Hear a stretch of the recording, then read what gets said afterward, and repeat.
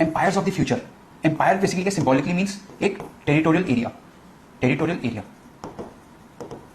Right, जिसपे आपकी jurisdiction है। अब ये आपका एम्पायर है, you have jurisdiction over this area.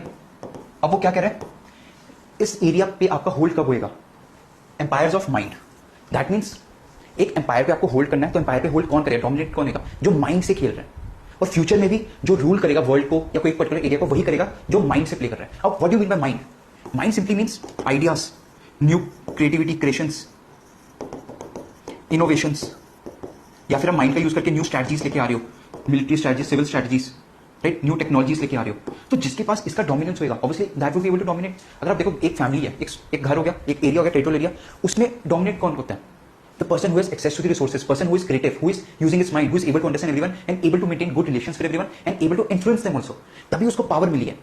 So likewise world over आप देखो, what is happening? आप medieval time में जाओ, medieval time में there was a battle of terrain, क्या था? Gauri versus Prithviraj Chauhan. Why Prithviraj Chauhan was able to win the battle?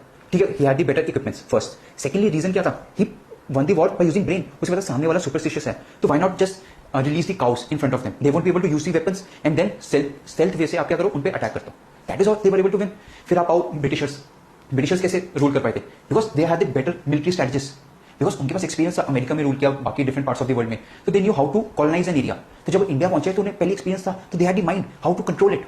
So better technologies के साथ आए, वो बेटर स्ट्रैटेजीज के साथ आए, new ideas, new creativity, and they were able to defeat easily we Indians who were backward with respect to technology, ideas and all everything.